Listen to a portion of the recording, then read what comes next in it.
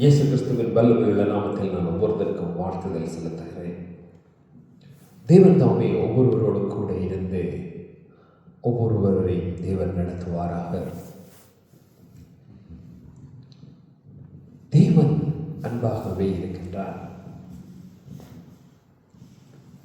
அவர் அன்பில் குறைவில்லை, அவர் அன்பில் பழுதில்லை. அவர் செய்ய நினைத்தது ஒரு நாளும் தடைபடாது.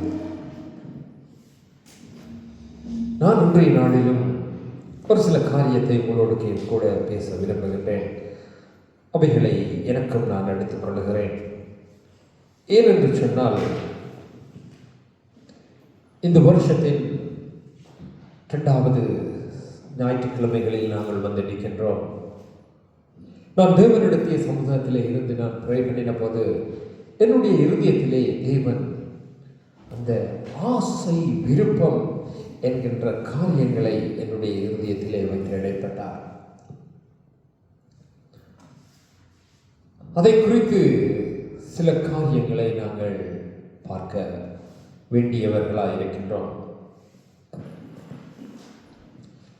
தேவனுடைய ஆசை, அவருடைய சிந்தையை எங்களை குறித்ததான நினைவுகள் எப்படியாய் காணப்படுகின்றது? எங்களுடைய இருதயத்தில் தேவனை குறித்ததான சிந்தைகள், நினைவுகள் எப்படி காணப்படுகின்றது? அல்லது எங்களுடைய விருப்பம் எவ்வளமாய் காணப்படுகின்றது? எங்களுடைய ஆசை எவ்வளமாய் காணப்படுகின்றது? தேவனுடைய ஆசை, அதாவது தேவன் பிரியப்படுகிறது, அவர் விரும்புகிறது, ஒருவன் என்னில் நிலைத்திருக்க வேண்டும் என்று சொல்லி, என்னுடைய வார்த்தைகளை கை கொள்ள வேண்டும் என்று சொல்லி, நான் அவனில் அன்பாய் இருக்கிறது போல என்னிலும் அவன் அன்பாய் இருக்க வேண்டும் என்று சொல்லி, இந்த உலக வழக்கத்திலேயும் அதுதான் உண்மை.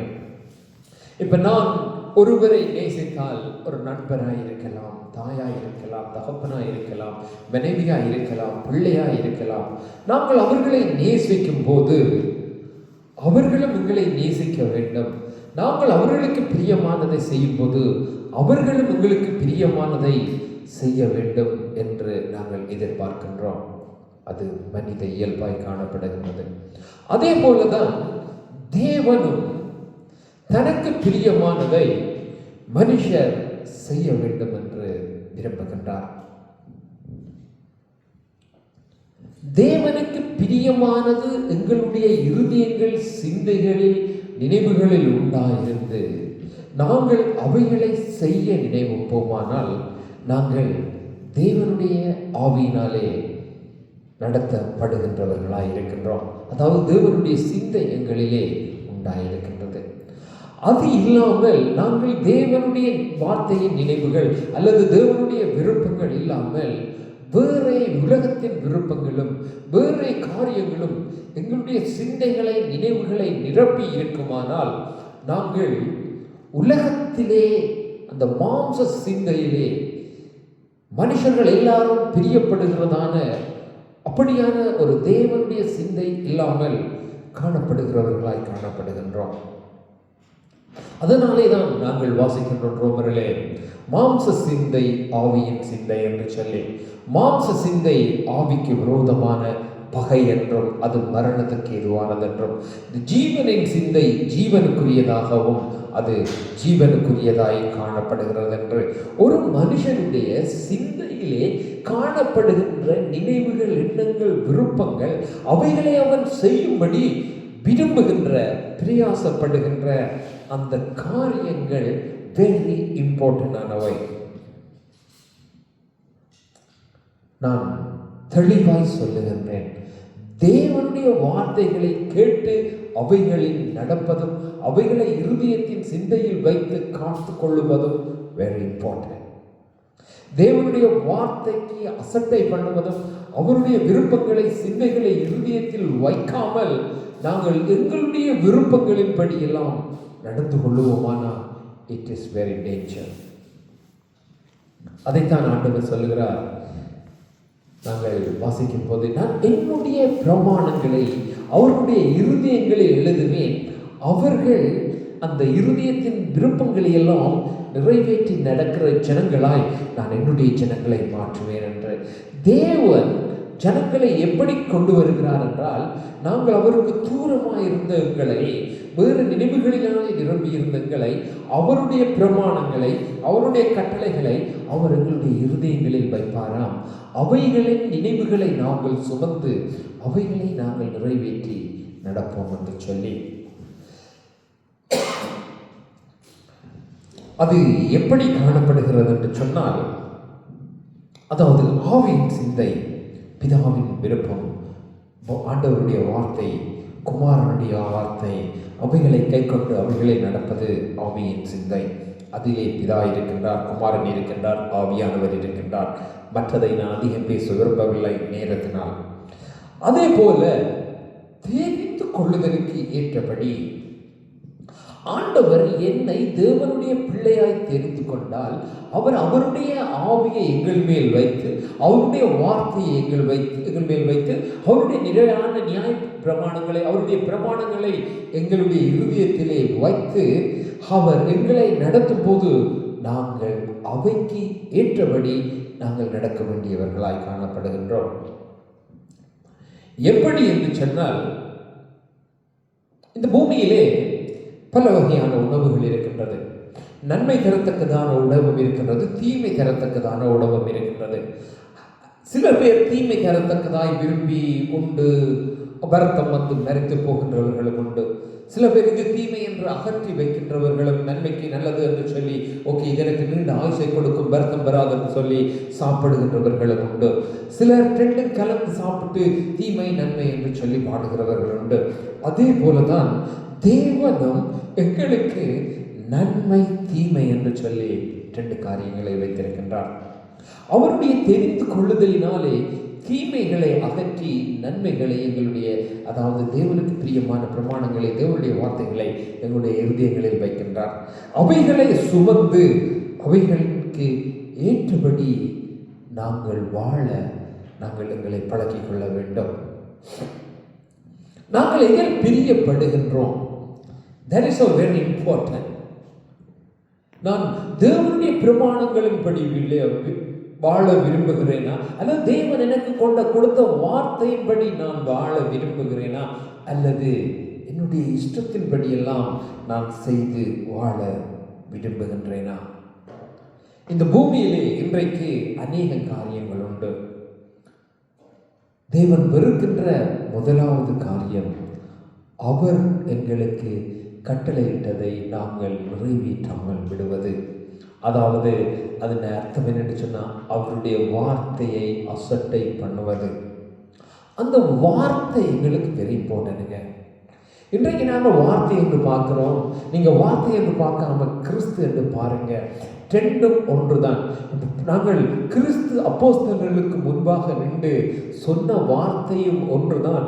இன்றைக்கு யோவானா இருக்கட்டும், மத்தேயுவில், லூக்காவில், ஜோனில், ஆண்டவரை எழுதி வைக்கப்பட்ட மாக்கில் எழுதி வைக்கப்பட்டிருக்கின்ற இந்த வார்த்தைகளை நாங்கள் வெறும் வார்த்தையாய் வாசிக்காமல், இயேசு கிறிஸ்து எங்களோடு பேசுகிறார், இயேசு கிறிஸ்துவை எங்கள் முன்பாக நிறுத்தி இந்த வார்த்தைகளை நாங்கள் வாசித்தால், ஜீசஸ், அதாவது ஆண்டவராகிய கிறிஸ்து என்னோடு பேசுகிறார், நான் கேட்கின்றேன் என்கின்றதான ஒரு இருதய மனப்பான்மை ஒரு தேவனுடைய பிள்ளைக்கு உண்டாயிருக்க வேண்டும். இதை வாசிக்கும் போது, இப்போ இதை நான் வாசிக்கும் போது இப்படி தூக்கி வைத்து நான் இதை வாசிக்கின்றேன். எக்ஸாம்பிளுக்கு இதை நான் தூக்கி வைத்து இப்படி வாசிக்கின்றேன்.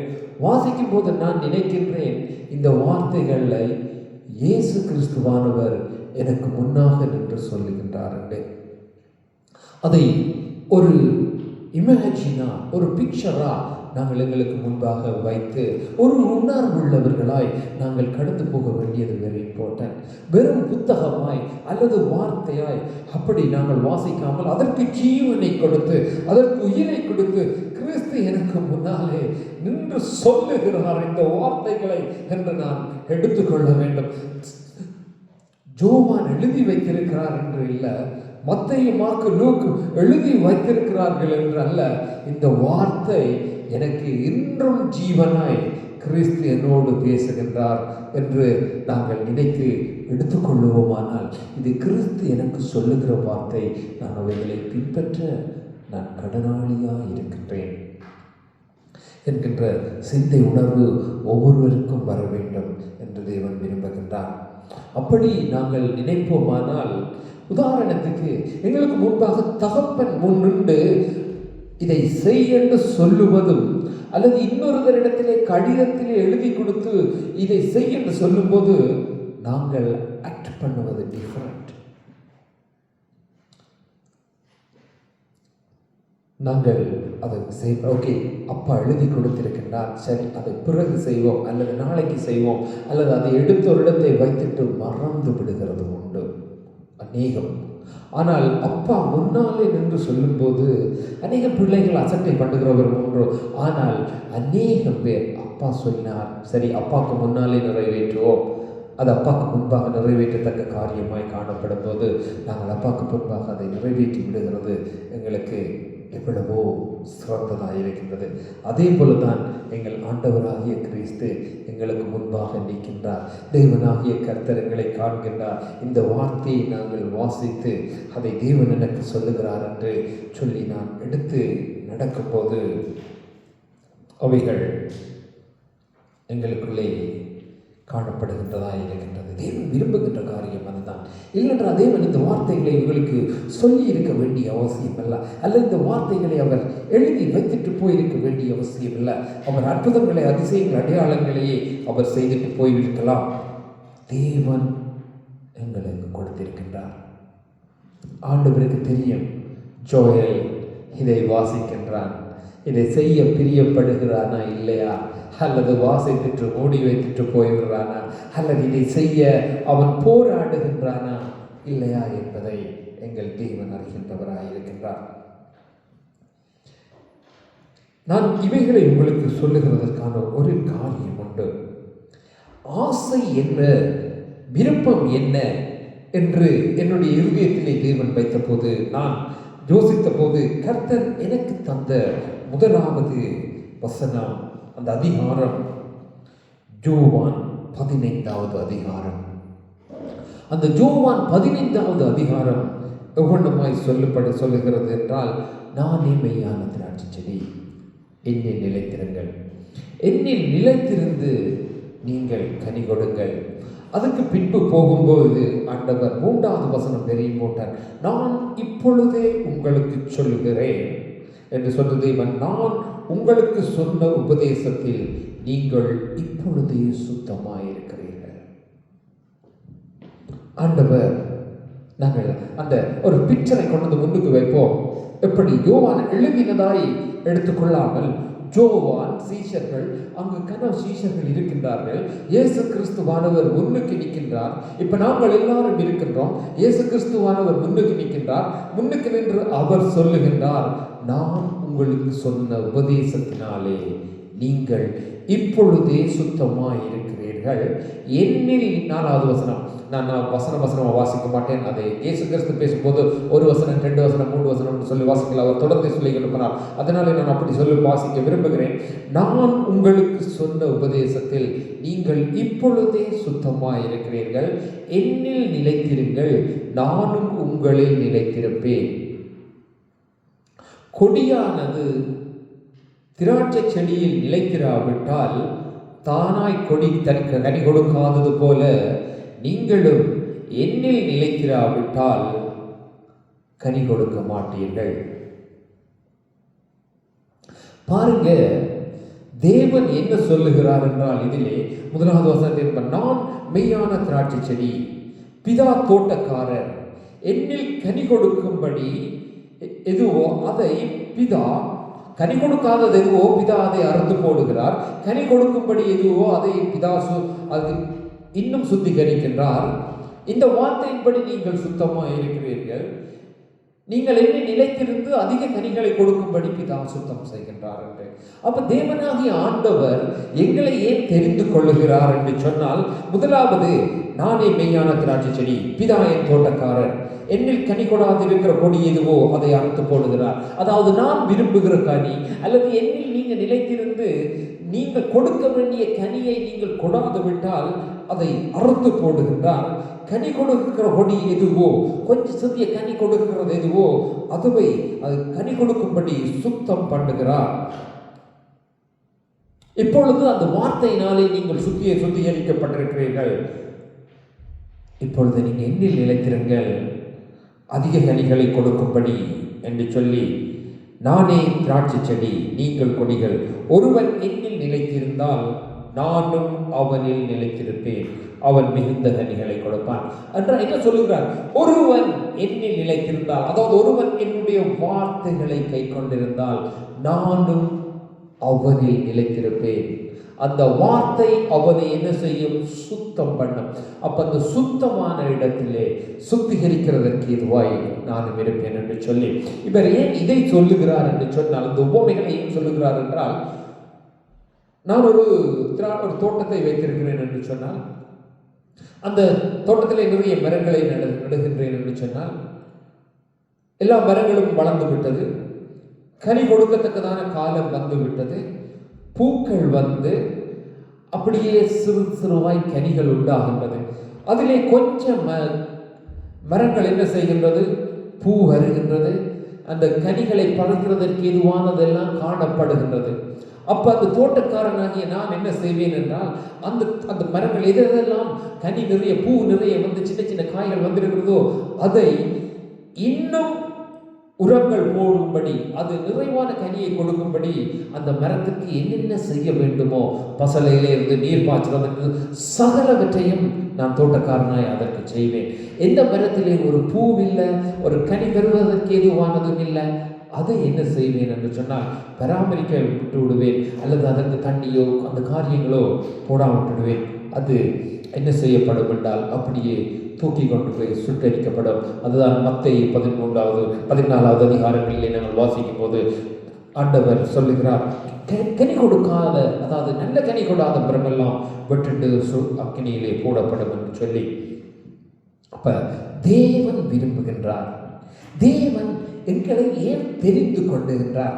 தேவன் தெரிந்து கொண்ட பாத்திரம் நானாயிருந்தால் அல்லது ஒருவனாயிருந்தால் அந்த பாத்திரத்தை தேவன் ஏன் தெரிந்து கொள்ளுகின்றார்?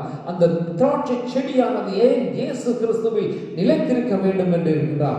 எதற்காக கனி கொடுக்க வேண்டும் என்று அவர் விரும்புகின்றார் என்று சொன்னால் வேறு ஒன்றும் இல்லைங்க, பிதாவினுடைய நாமம் மகிமைப்படும்படியே மாத்திரமே. பிதா மகிழ்ந்திருக்கும்படி இயேசு கிறிஸ்து ஏன் பெற வேண்டும்? அவர் சர்வ வல்லமையுள்ள தேவனாகிய ஆண்டவர் ஏன் எங்கள் மேல் பிரியப்பட வேண்டும்? அவர் ஏன் குமாரனாக, அதாவது இயேசு கிறிஸ்துவின் சாயலை பெற்று இந்த பூமியிலே வர வேண்டும்? ஏன் அது மனுஷ சாயலை பெற்று அவர் சகல உபத்திரவங்களையும் அனுபவிக்க வேண்டும்? ஏன் அவர் எங்களுடைய பாவங்களை மன்னிக்க வேண்டும் என்று நினைக்க வேண்டும்? ஏன் அவர் எங்களுக்கு ஒரு இடத்தை உண்டு பண்ண வேண்டும் என்று நினைக்க வேண்டும்? அழிந்து போனால் போகட்டும் என்று தேவன் விட்டிருக்கலாம். ஆனால் தேவன் எங்கள் மேல் அன்புள்ளவரும் இரக்கமுள்ளவருமாயிருக்கின்றார். ஆனால் அந்த தேவன் வந்து தான் சுதந்திரித்துக் கொண்டது மீண்டும் அழிந்து போகக்கூடாது என்பதற்காக இந்த வார்த்தைகளை தேவன் எங்களுக்கு சொல்லி வைத்திருக்கின்றார். ஒருவன் இயேசு கிறிஸ்துவில் நிலைத்திருக்க வேண்டும் என்பதும், அவன் சுத்திகரிக்கப்பட்ட பாத்திரமாய் அந்த சுத்தத்திலே இருந்து அதிக கனிகளை கொடுக்க வேண்டும் என்று ஆண்டவர் விரும்புகின்றார். கனி என்பது நாங்கள் ஆவியின் கனிகளையும் எடுத்துக்கொள்கின்றோம், வரங்களை எடுத்துக்கொள்ளுகின்றோம். தேவன் எங்களுக்கு கொண்டு, அதாவது தேவன் செய்ய விரும்புகின்றது என்ன? நான் இன்னொரு காரியத்தை நான் உங்களுக்கு பேச விரும்புகின்றேன். நாங்கள் லூக்கா அதிகாரத்திலே 10வது அதிகாரத்தை நான் எடுக்க விரும்புகின்றேன். அதற்கு முதல் நான் ஒரு காரியத்தை சொல்ல விரும்புகின்றேன். இவைகளை பேசும்போது மத்தேயு, மார்க், லூக், ஜான் இந்த 4 பேரும் தேவனோடு கூட இருக்கின்றார்கள். லூக்கா அதிகாரத்தை எழுதி வைத்திருக்கின்றார். ஜோவான் அதிகாரத்தை எழுதி வைத்திருக்கின்றார். ஆனால் இவைகளை அவர்கள் ஒவ்வொருவராய் எழுதி வைத்திருந்தாலும் ஆண்டவராகிய இயேசு கிறிஸ்து பேசும்போது ஒன்றாய் இருந்து கேட்டவர்கள். தேவனுடைய பிள்ளைகள் தெளிவாய் விளங்கிக் கொள்ள வேண்டும். புத்தகங்கள், அதாவது மத்தேயு, மார்க், லூக், ஜான் என்று எழுதி வைக்கப்பட்டிருந்தாலும் இயேசு கிறிஸ்து அவர்களை தனித்தனியே பேசவில்லை. அவர்கள் எல்லாரும் ஒன்றாய் இருக்கும்போது என் ஆண்டவராகிய கிறிஸ்து பேசினார். அவர்கள் அவைகளில் எவைகளை பிடித்துக் கொண்டாரோ அவைகளை எழுதி வைத்திருக்கின்றார்கள். 3 வருஷம் ஆண்டவராகிய இயேசு கிறிஸ்து பேசின வார்த்தைகளை எழுதி வைப்பதற்கு புத்தகம் காணாது. அவர்கள் எழுதின ஒரிஜினல் பைபிள் சொல்லுகிறாங்க, ஒரு பெரிய கெண்டனர் இல்ல போட்டா கூட மிச்சும் என்று சொல்லி அவர்கள் எழுதி வைத்திருந்த ஓலைகளை சேர்த்து போட்டால் அதை எங்களால் சுமந்து செல்ல முடியாது. ஆனால் எங்களுக்கு அதில் இருந்து அப்படியே எடுத்து சாராய் பிழிச்சு ஆவியானவர் எங்களுக்கு தந்திருக்கின்றார். அப்ப லூக்காவும் ஜோவானும் ஒரே இடத்திலே இருக்கின்றார்கள். ஆண்டவராகிய இயேசு கிறிஸ்து பேசுகின்றார். பேசும்போது லூக்காவு கேட்கின்றார், ஜோவானு கேட்கின்றார். நான் ஏன் இதை சொல்லுகிறேன் என்றால், நான் ஜோவானிலிருந்து லூக்காவுக்கு வருகிறபடினால், நான் ஆண்டவரிடத்தில் இருந்தபோது ஆண்டவர் எனக்கு முதல் தந்தது லூக்காவை, ஜோவானையும் பிறகு தந்தது லூக்கா 10வது அதிகாரத்தை. அந்த லூக்கா 10வது அதிகாரத்திலே தொடங்குகிறது எப்படி என்று சொல்லி சொன்னால், ஆண்டவர் சீசர்களை அதாவது அனுப்புகின்றார். இவைகளுக்கு பின்பு கர்த்தர் வேறு 70 பேரை நியமித்து தாம் போகும் பட்டணங்களுக்கும் இடங்களுக்கும் அவர்களை தமக்கு முன்னாக 2 பேராய் அனுப்புகின்றார். நான் வாசிக்க போகின்ற வசனங்கள் 1, 5, 9, 16, 17, 20, 21 இந்த வசனங்களை தான் நான் வாசிக்க போகின்றேன். அதாவது பாருங்க, ஆண்டவர் தான் போகிறதற்கு முன்பு அந்த இடங்களுக்கு அவர்களை அனுப்பும்படி தெரிந்து கொள்ளுகிறார்கள், போகின்றார்கள். ஏன் தேவன் அவர்களை அனுப்புகின்றார்? தேவன் ஏன் அவர்களை அனுப்புகின்றார் என்று சொன்னால், தேவனுடைய ராஜ்யம் அவர்களுக்குள்ளே வரும்படி. 5வது வசனம் சொல்லுகிறது, ஒருவன் வீட்டில் பிரவேசிக்கின்ற போது அந்த வீட்டுக்குள் சமாதானம் உண்டாவதாக என்று முதலாவது சொல்லுங்கள். அப்ப ஆண்டவர் அந்த தொடர்ந்து வாசித்துக் கொண்டு போனால் தெரியும், ஆண்டவர் அவர்களுக்கு சமாதானத்தை கட்டளையிட்டு தேவனுடைய ராஜ்யத்தை கொடுக்கும்படியாய் தேவன் அந்த தெரிந்து கொண்ட ஜனங்களை அந்த 70 பேரிலையும் 2 பேராய் பிரித்து அனுப்புகின்றார். பாருங்க, அப்ப எப்படி வருகின்றது? How come? எப்படி வருகின்றது? ஏன் அவர்களை அனுப்புகின்றார்? தேவனுடைய ராஜ்யத்துக்குள்ளே எப்படி வருகிறது என்று சொன்னால் 6வது வசனம் வாசிக்கிறேன் நான். நீங்கள் கூறின சமாதானம் அவர்களிடத்தில் தங்கும், இல்லாதிருந்தால் அது உங்களிடத்தில் திரும்பி வரும். அதாவது கூறினது என்பது அது பேசுகின்றது, கதைக்கின்றது. அந்த வார்த்தை, வாயிலே இருந்து வந்த வார்த்தை, அந்த சமாதானத்தை, அந்த ராஜ்யத்தை தேவன் எப்படி கொடுக்கின்றார் என்றால், அவர்களூடாக வருகின்ற, வாயிலிருந்து வருகின்ற அந்த வார்த்தை. அந்த வார்த்தை போய் கிரியை செய்கின்றது. யாரால் கிரியை செய்கின்றது? போகின்ற அந்த 2 பேரால், 2 பேரை கொண்டு by who, யாரால், by who என்று பார்த்தா யாரால் என்று சொன்னால் அது தேவனால் நடக்கின்றது என்று 9வது வசனம் சொல்லுகிறது. அவ்விடத்தில் பிணியாளிகளை சுத்தமாக்கி தேவனுடைய ராஜ்யம் உங்களுக்குள்ளே சமீபமாய் வந்திருக்கிறது என்று அவர்களுக்கு சொல்லுங்கள் என்றார். பிணியாளிகளை சுத்தமாக்கி என்ன வந்திருக்கிறது? தேவனுடைய ராஜ்யம். தேவனுடைய ராஜ்யம் யாரால் கொண்டு வர முடியும்? தேவனால் மாத்திரமே கொண்டு வர முடியும். அப்ப அடுத்தது நாங்கள் பார்ப்போமானால், செவி கொடுப்பதனால் எப்படி ஆண்டவர் கூப்பிடுகின்றார். ஏன் கூப்பிடுகின்றார்? அழைக்கும்படி, போகும்படி கூப்பிடுகின்றார். ஏன் போக சொல்லுகிறார்? அவர்களுக்குள்ளே ராஜ்யம் பெறும்படி. அதை எப்படி அவர்கள் பேசுகிறதற்கு அதிகாரம் கொடுக்கின்றார். பேசும்போது அவர்கள் கேட்கிறவர்கள் அதை ஏற்றுக்கொள்ளும் போது அவர்களுக்குள்ளே அந்த ராஜ்யத்தின் காரியங்கள் வருகின்றது. ஏற்றுக்கொள்ளும் போது, கேட்டு ஏற்றுக்கொள்ளும் போது, அது 16வது வசனம் சொல்லுகிறது, சீசரை நோக்கி உங்களுக்கு செவி கொடுக்கிறவர்கள், செவி கொடுக்கிறவன் எனக்கு செவி கொடுக்கின்றான். உங்களை அசட்டை பண்ணுகிறவன் என்னை அசட்டை பண்ணுகிறான். என்னை அசட்டை பண்ணுகிறவன் என்னை அனுப்பின பிதாவை, அதாவது என்னை அனுப்பினவரை அசட்டை பண்ணுகிறான் என்று சொல்லி தேவன் எங்களை தெரிந்து கொண்டது, அதாவது அவர் தேவனுடைய ராஜ்யத்துக்கென்று எங்களை தெரிந்து கொண்டு அனுப்பினால் நாங்கள் தேவன் எங்கள் கொடுத்ததை கொண்டு போகணும். எப்படி போகணும்?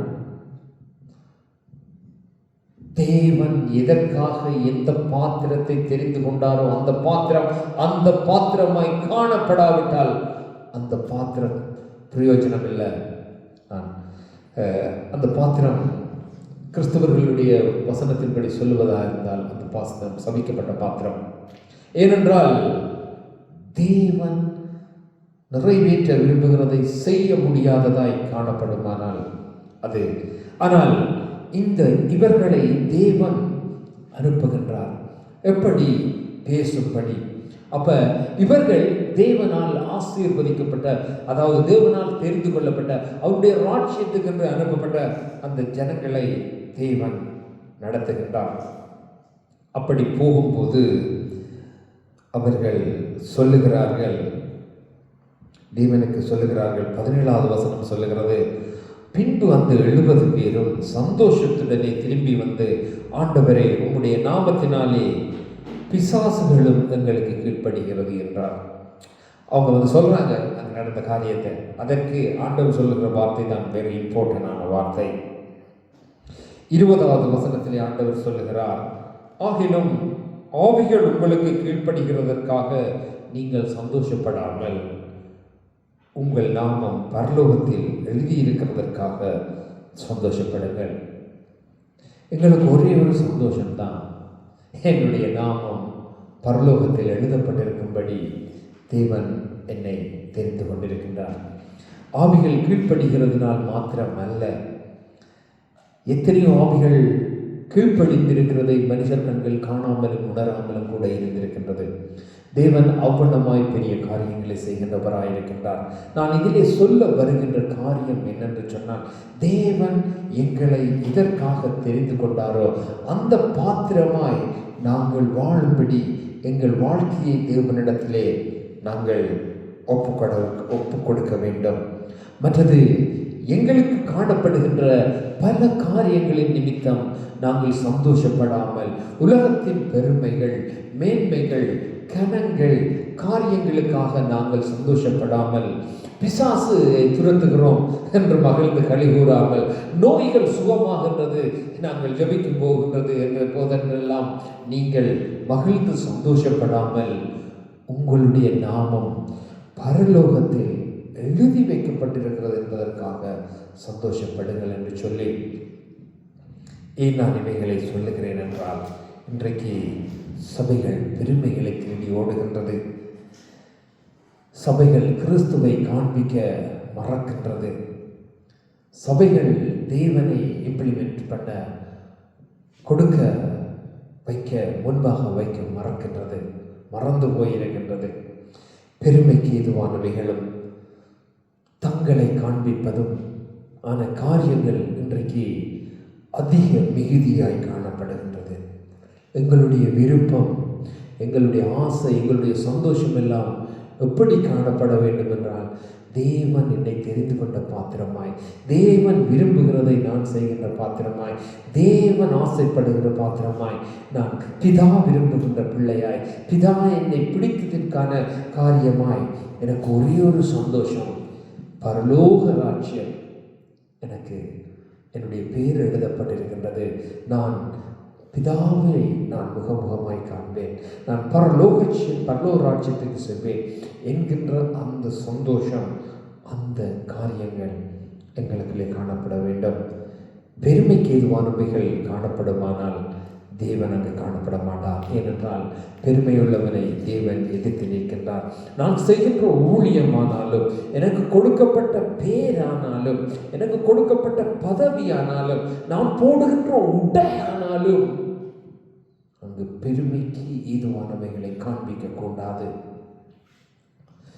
எனக்கு கொடுக்கப்பட்டிருக்கின்ற ஊழியமானாலும் கூட, நான் எனக்கு பாஸ்டர் என்கின்ற பேர் கொடுக்கப்பட்டிருந்தாலும் கூட, அல்லது சபை என்கின்ற தலைமை என்கின்ற இடம் கொடுக்கப்பட்டிருந்தால் கூட, எந்த பேராக இருந்தாலும் பெருமைக்கு எதுவானவைகளாய் காணப்படுமானால் அவைகள் தூக்கி வீசப்பட வேண்டியவைகளாய் காணப்படுகின்றது.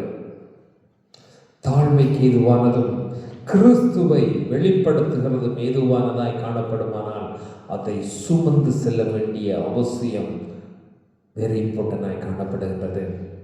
நாங்கள் எங்கள் இருதயத்திலே எவைகளை சுமந்து செல்ல விரும்புகின்றோம்? பெருமைக்கு எதுவானவைகள், நாங்கள் விரும்புகின்றவைகள், அல்லது கனத்துக்கு எதுவானவைகளை நாங்கள் விரும்புகின்றோம், அல்லது இயேசு கிறிஸ்துவையாய் நாங்கள் சுமந்து செல்ல விரும்புகின்றோம்? போல அல்ல, மாதிரி அல்ல, ரியலாக இருக்க விரும்புவோம். தேவன் அவனமாய் நடத்த வல்லமை உள்ளவராய் இருக்கின்றார். ஏனென்றால் அவர் உண்மையுள்ள தேவனாய் இருக்கின்றார். அற்புதங்கள், அதிசயங்கள், அடையாளங்கள் அல்லங்க.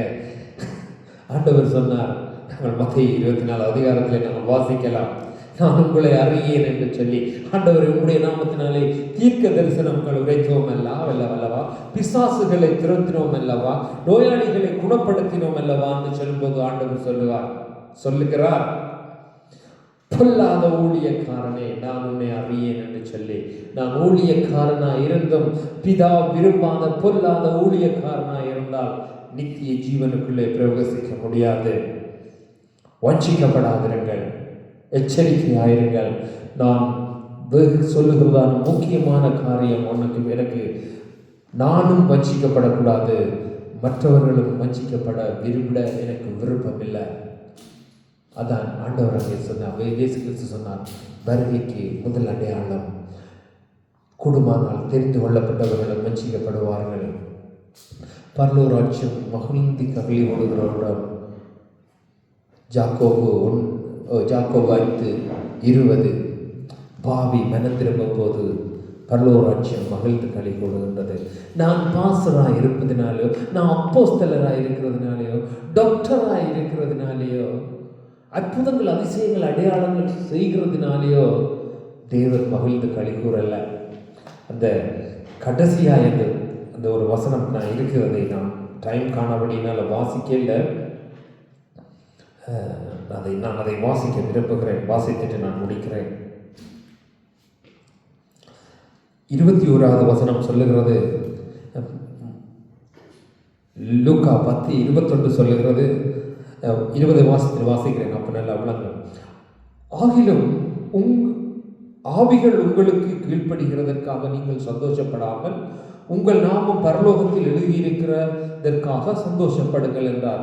அந்த வேளை, அந்த இயேசு அந்த சொன்ன அந்த வேளை, அந்த நிமிடம், தட் மோமெண்ட், அதான் அதுக்காகத்தான் அந்த வேளை என்று சொல்லி அந்த வசனம் எழுதப்படுகிறது. இயேசு ஆவியிலே களி கூர்ந்து, பிதாவே, வானத்துக்கும் பூமிக்கும் ஆண்டவரே, இவைகளை நீர் ஞானிகளுக்கும் கல்விமான்களுக்கும் வெளிப்படுத்தாமல் பாலகர்களுக்கு வெளிப்படுத்தினபடியினால் உம்மை ஸ்தோத்தரிக்கிறேன். ஆம் பிதாவே, இப்படி செய்வது உமக்கு பிரியமாயிருக்கின்றது. சகலமும் என் பிதாவினால் எனக்கு ஒப்புக்கொண்டு கொடுக்கப்பட்டிருக்கிறது. பிதா தவிர வேறொருவரும் குமாரனை அறியான். குமாரன் அவனை எவனுக்கு வெளிப்படுத்த இருக்கிறாரோ அவனும் தவிர வேறொருவனும் பிதாவை அறியான். பிதா குமாரனை அறியான். பிதா ஒருவரே குமாரனை அறிவார், மற்ற யாருக்கும் குமாரனை தெரியாது. ஆனால் குமாரனை யாருக்கு வெளிப்படுத்த சித்தமாயிருக்கிறாரோ அவர்களுக்கு குமாரன் தன்னை வெளிப்படுத்துகின்றார். அவர் வெளிப்படுத்த அதை யாரும் குமாரனை அறிந்துவிட முடியாது. குமாரனை அறிவது என்பது இயேசு கிறிஸ்துவின் நாமத்தை அறிவது அல்ல, அவரை அறிவது. அதான் நாங்கள் வாசிக்கிறோம். யோவான் 17:3 சொல்லுகிறது, பிதாவாகிய தேவனையும் குமாரனாகிய இயேசு கிறிஸ்துவையும் அறிவதே நித்திய ஜீவன். அன்பான தேவனுடைய பிள்ளைகளே, நான் இதற்குள்ளே என்னையும் குறித்து சேர்த்துத்தான் நான் சொல்லுகிறேன். இன்னும் இன்னும் ஒவ்வொருவரும் கிறிஸ்துவை வெளிப்படுத்துகிறவர்களாய் மாறுங்கள். கிறிஸ்துவை. எங்களுடைய அடையாளங்கள் சபைகள் அல்ல. எங்களுடைய அடையாளங்கள் எங்களுக்கு கொடுக்கப்பட்டிருக்கின்ற அந்த பதவிகள், பட்டங்கள் அல்ல. எங்களுடைய அடையாளம் கிறிஸ்து. முதல் கிறிஸ்துவை வெளிப்படுத்துங்கள், பின்பு மற்ற அடையாளங்களை கொண்டு வந்து வையுங்கள். அந்த அடையாளங்களை கொண்டு வந்து கிறிஸ்துவை வெளிப்படுத்துவதை கிறிஸ்து விரும்பவில்லை. நாங்களே அவர்களுக்கு அடையாளங்களாய் இருக்கும்படி தேவன் விரும்புகின்றார். பிதாவை, இந்த வேளையில் என்னுடைய சமூகத்திலே ஒப்புக் கொடுக்கின்றேன். தேவரே, நீர் சர்வ வல்லவர். ஆண்டவரே, நீர் செய்ய நினைத்தது ஒருபோதும் தடைபடாது. நீர் குமாரனை யாருக்கு வெளிப்படுத்த சித்தமாய் இருக்கின்றையோ அவர்களுக்கு குமாரன் தன்னை வெளிப்படுத்துவார். குமாரனை, உம்மை மறுகதை, நித்திய ஜீவன், ஜீவனை உடையவன் கிறிஸ்துவை உடையவனாய் இருக்கின்றான். 1 யோவான் 5வது அதிகாரம். குமாரனை உடையவன் ஜீவனை உடையவனாய் இருக்கின்றான். ஜீவனை உடையவனுக்கு அங்கு அவனிடத்தில் பாவம் இல்லை, அவனிடத்தில் மரணத்துக்கு ஏதுவானவை இல்லை. அவன் குமாரனில் பிரியமாயிருக்கின்றான், பிதாவில் பிரியமாயிருக்கின்றான், தேவனுடைய வார்த்தையிலே பிரியமாயிருக்கின்றான். அவனிடத்திலே ஜீவன் காணப்படும். அது நித்திய ஜீவனுக்கு ஏதுவானதாய் காணப்படுகிறது உடைய வார்த்தையானது. பிதாவே, இதை கேட்கின்ற பார்க்கின்ற ஒவ்வொருவரையும் உடைய சமூகத்திலே ஒப்புக்கொண்டிருக்கின்றேன். தேவரே, பேசும், வழிநடத்தும். ஆண்டவரே, தேவரே, என்னையும் ஒப்புக் கொடுக்கிறேன். இந்த வார்த்தைகளை நீர் எனக்கு காண்பித்தீர்.